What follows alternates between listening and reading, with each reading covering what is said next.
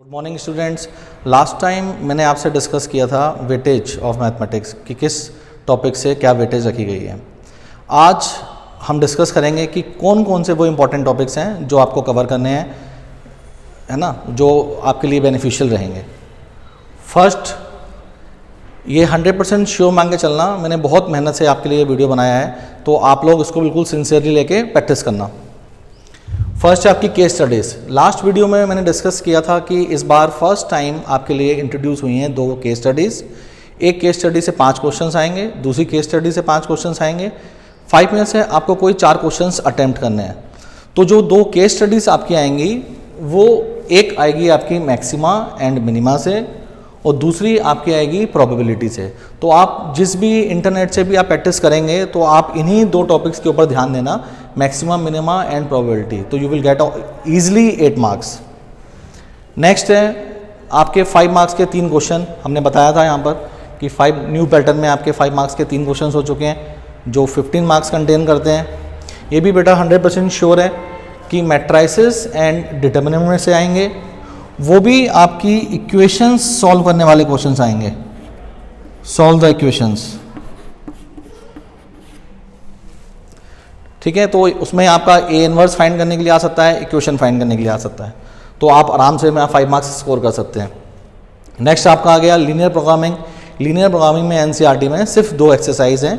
First exercise किसी काम की नहीं है, सिर्फ सेकंड एक्सरसाइज और मिसलेनियस, सिर्फ 2 एक्सरसाइज करनी है। You will get 5 marks easily. 3 dimensional बहुत इंपॉर्टेंट है, उनका फेवरेट टॉपिक रहता है फुट ऑफ द परपेंडिकुलर और इमेज, इस पर खास ध्यान देना। बाकी शॉर्टेस्ट डिस्टेंस भी पूछ सकते हैं। तो 3 डायमेंशनल में आपके ये टॉपिक्स आपको कवर करने हैं। तो मैट्राइसिस एंड डिटर्मिनेंट, वहाँ से 5 मार्क्स का आएगा। लीनियर प्रोग्रामिंग, वहाँ से आपका 5 मार्क्स का आएगा।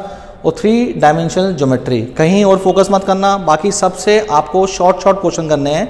एनसीईआरटी में जो क्वेश्चंस की स्टार्टिंग दी गई है वही आपको करना है। क्यों करना है मैं आपको बता देता हूँ कि 1 मार्क्स के 24 क्वेश्चंस थे, लास्ट टाइम हमने डिस्कस किया था। इसमें से 16 वेरी शॉर्ट क्वेश्चंस हैं, तो मतलब अगर आपने चैप्टर्स कर रखे हैं तो आप इजीली उनका आंसर दे सकते हैं। 2 मार्क्स के क्वेश्चन हैं, वो भी 10 आ रहे हैं।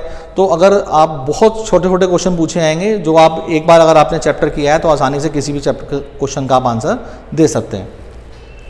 उसके बाद जो 5 मार्क्स के बाद बच्चों को दिक्कत आती है 3 मार्क्स में कि सर 3 मार्क्स के क्वेश्चन कहाँ से आते हैं।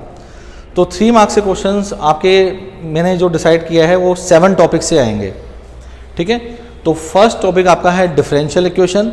डिफरेंशियल इक्वेशन में इस बार सिर्फ आपको 3 टॉपिक पढ़ने हैं। एक आपको पढ़ना है होमोजीनियस फंक्शन, एक आपको लीनियर फंक्शन जिसमें सिर्फ एक ही फॉर्म सिलेबस में है, dy/dx + py = q वाली, दूसरी फॉर्म नहीं है।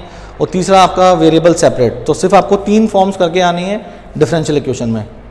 डिफरेंशियबिलिटी काफ़ी इंपॉर्टेंट है, 2 या 3 क्वेश्चंस आएंगे, 3 मार्क्स में भी आएगा, 2 मार्क्स में भी आएगा, तो थोड़ा ध्यान से कीजिएगा। इनडेफिनेट इंटीग्रल में भी 3 फॉर्म्स मोस्ट इंपॉर्टेंट है, integration by parts, partial fraction और वेरिएबल सेपरेट। तीनों फॉर्म्स अच्छे से कीजिएगा, क्वेश्चन 100% फंसेंगे। इंक्रीजिंग एंड डिक्रीजिंग फंक्शन, ये मोस्ट इंपॉर्टेंट टॉपिक है, 3 मार्क्स आपको देगा। सिर्फ एक ही एक्सरसाइज है, इंक्रीजिंग एंड डिक्रीजिंग। कंटिन्यूटी की भी एनसीईआरटी में सिर्फ एक एक्सरसाइज है, आप उस एक्सरसाइज को सॉल्व करके इजीली 3 मार्क्स लेके आ सकते हैं। एप्लीकेशन ऑफ इंटीग्रल, इसमें आपकी 3 एक्सरसाइज हैं, जो 2 एक्सरसाइज हैं। एक्सरसाइज नंबर 2 आपके सिलेबस से कट हो चुकी है, तो इसमें भी सिर्फ आपकी एक ही एक्सरसाइज बची। तो एप्लीकेशन ऑफ इंटीग्रल में आपको एक एक्सरसाइज करनी है। रिलेशन एंड फंक्शन, जो पहले 4 एक्सरसाइज हुआ करती थी, अब सिर्फ 2 एक्सरसाइज होंगी। और रिलेशन एंड फंक्शन से भी 100% श्योर है, उसमें आपसे इक्विवेलेंस रिलेशन ही क्वेश्चन पूछेंगे, जो रिफ्लेक्सिव, सिमेट्रिक और ट्रांजिटिव तीनों होता है। तो आप ध्यान रखना, रिलेशन एंड फंक्शन सिर्फ 2 एक्सरसाइज हैं, काफ़ी अच्छे आपको मार्क्स देगा।